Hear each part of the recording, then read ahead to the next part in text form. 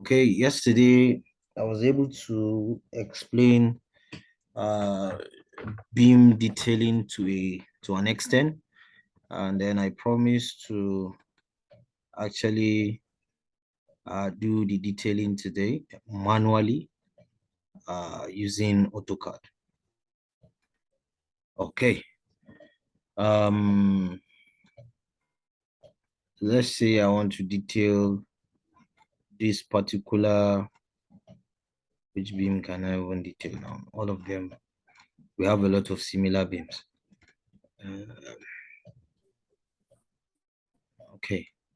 All right, let me detail beam 6.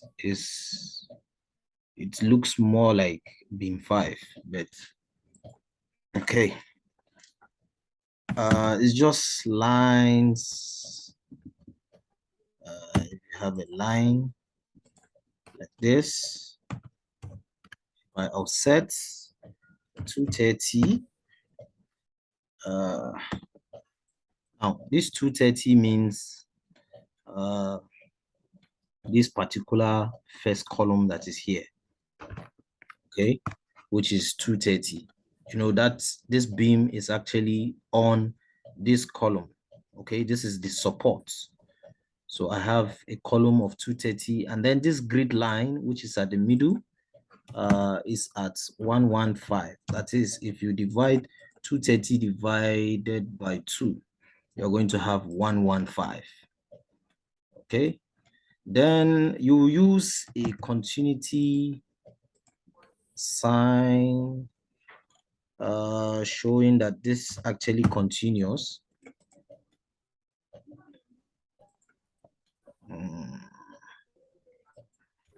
I hope you get what I'm trying to explain. This is the beam I'm trying to design now.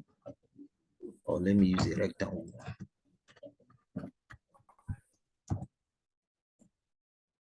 So this is the beam I'm trying to design. So to detail, this is the beam I'm trying to detail, rather, not design. Then here now, let me look for a way to, how do I draw this continuity? Okay, something like this.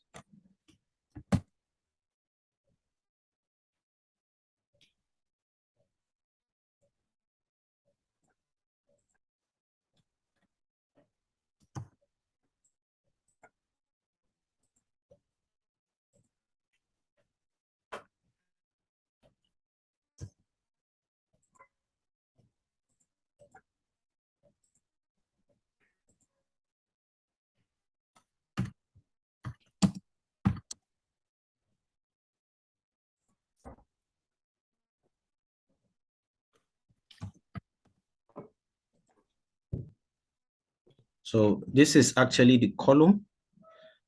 This is just telling you that this column is continuing. This column is continuing, okay?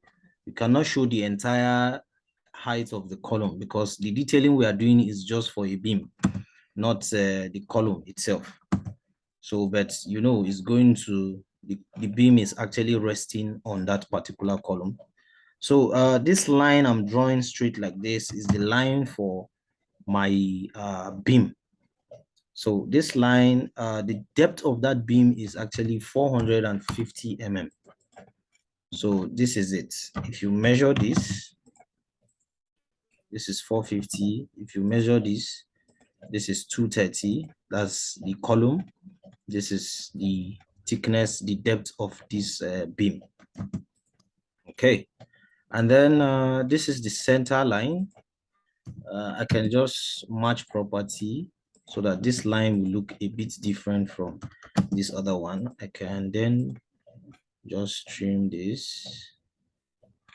This is not making so okay,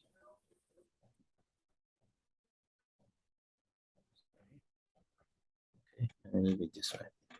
Then this the first width, the first span here is 1000 1230. So if I offset 1230 and I offset this way, then you know at this 1230 I have a column here as well. So this same column that I have here is the column I'm going to actually place there as well.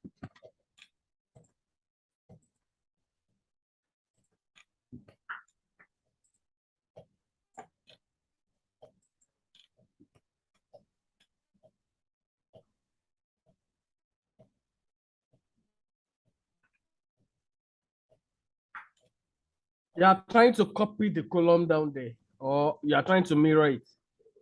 Not mirroring anything. I just want to copy what I have here. Okay. This is, I have a column here, I have a column here.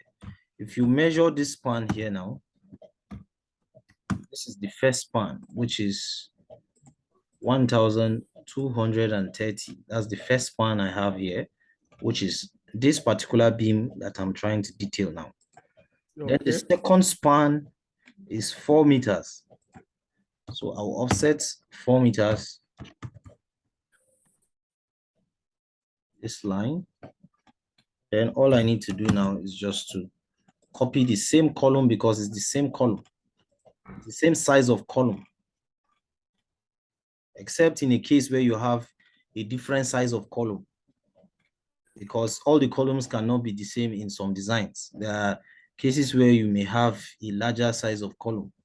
Maybe the column will be 450, maybe 300. Okay, so it depends on whatever the cross section of that column is. So so this is it.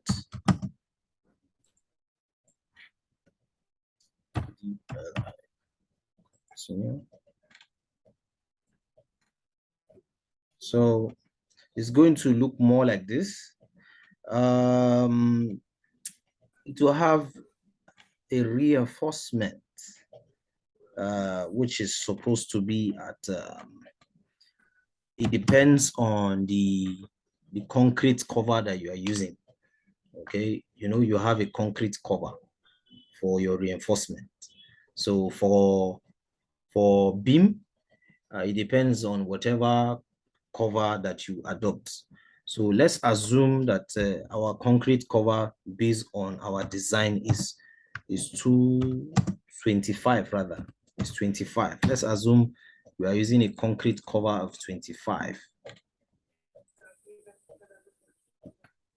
So if we are using a cover of 25, our reinforcement, let's say our reinforcement comes like this. I'm going to be using a poly line so that I'm going to be having a line that is a bit thicker than. I will adjust some of this. I will adjust it. Here also, you are definitely going to be having a cover here as well, bottom here. So it's just to measure, to check what that cover is. Let's say I'm using 25 down here as well. So I can just move this to this, but you can see I'm having double line here now, just to take out one of those lines. Here also I'm having 25 as my concrete cover. I'll move this one here. I will take out one of those lines because I'm having a double line. All right. So here now. Hello. Yes, I'm with you. You said you are having a double line. I was having a double line there now. I offset the line. That was why it became double now. Okay.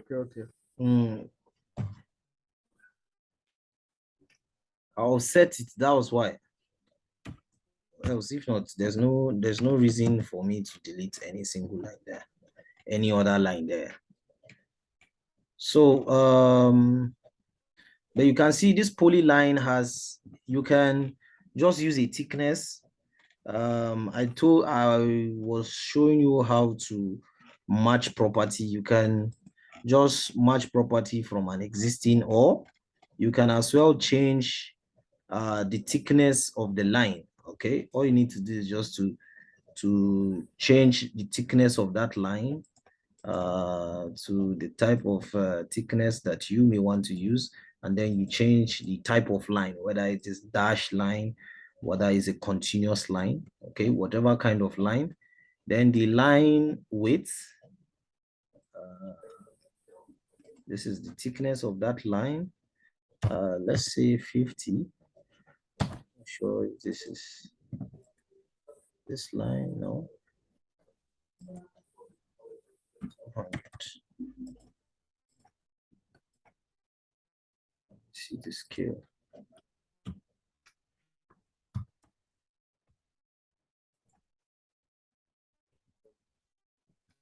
Oh, I can from here PL enter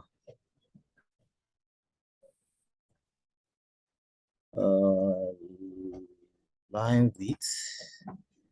I can specify 20. 20 is also small. But you can play around with the width of that line. I don't want to spend so much time on the thickness of the line. But let me just try to use a polyline and specify here now W for the width. Let me use 100. Specify ending width. Specify ending width also 100. Okay. Oh, this is too much. PL.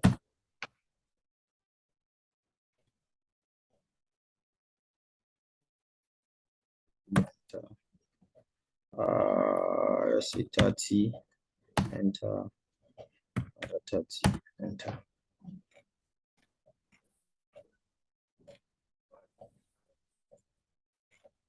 Okay, good. So all I need to do is just to match this property. If this is a polyline, okay, I think this is an ordinary line.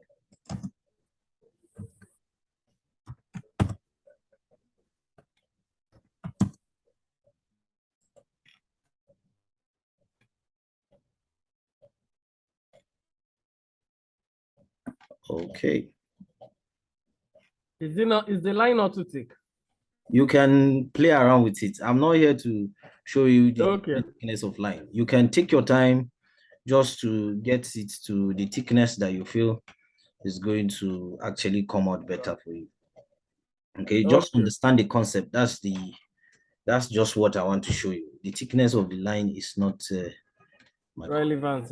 You can even depends on whatever you want to achieve. Okay, so in detailing, thickness of this reinforcement, there is no standard to it. Detailing is just representing your drawing now. Okay. You know, just whatever the design has given you. So you are actually presenting a detailing of that particular design, because the design can tell you from our design report yesterday. You can see where it was telling us use 3 top support bar at a particular support. You know, it's showing you.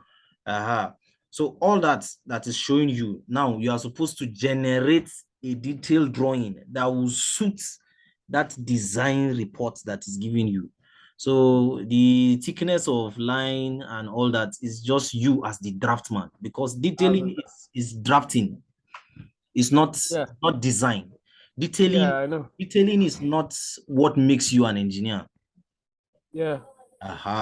Detailing is something you can give to a normal draftman. We have draftmen. If not that, these days I don't think they are much anymore like before. We used to have draftmen. All they do, their job is drafting. Okay, they don't really know the design. They cannot come up with design for you. So you as the engineer, you do your design. You must have done the analysis, do the design, then you give it to them to do the drafting. You understand? So this is just drafting. This is not what makes you an engineer. Do you get the point? So Yeah. Whichever way you are doing your detailing, the essence of making your reinforcement a bit thicker is just for representation, that whoever wants to go through your design will easily understand or can easily interpret it. By the time you are using the same thickness of line all through, interpreting it might be a bit difficult. Okay, the person may not really get the information very clear. He has to sit down for a long time to be able to understand what you have done. So, but by the time you differentiate them using colors, using thickness, using different type of line, as you can see, this one is dash line. Okay, so it's different from this type of line. This is just to show you to differentiate this line from this line, just showing you that, okay, this is just a center line, this is just a grid line, you understand. But you using whether the same thickness of line does not, well, it matters in interpretation, just to make your detailing more professional, that whoever collects or is handling that detailing, it will not be much of a problem for the person to really understand what you have done. He can be able to differentiate this particular line from this other type of line, you understand. So there's no, well, I stand to be corrected, but I don't think there is any standard in the thickness of your reinforcement in detailing. You can use from your own discretion. You can use from your discretion that, okay, this is the thickness of line I want to use. But most times when you are dealing with grid lines, mostly they come dashed lines. When you are doing for your grid lines, they come in dash lines. But I don't think it's not something I can tell you that, okay, this is a standard. No, I don't think there's any standard for that. But I stand to be corrected anyway. But I don't think there's any standard for the thickness of line and all that. Like I said, this is drafting. This is not design. You must have done the design already. So you are just doing a drafting just to represent, this is just a drawing to represent what you have actually designed. So this is just drafting, you understand, which anybody can actually learn. And we have people who were draftmen that I used to know. I think my boss in my office then was a draftman before he even went to school and furthered and then started studying civil. He was doing drafting, strictly drafting. He was a draftman. Yes, before he now went to school, and then he had interest in what he was doing, and then he went to school and then studied the same profession. He was doing civil engineering drafting drawings, just structural detailing, rather, the detailing of structural designs. That's just what he's doing then. And then before, so we used to have people like that. I'm sure till date we have draftsmen till date, but they are not common like before anymore.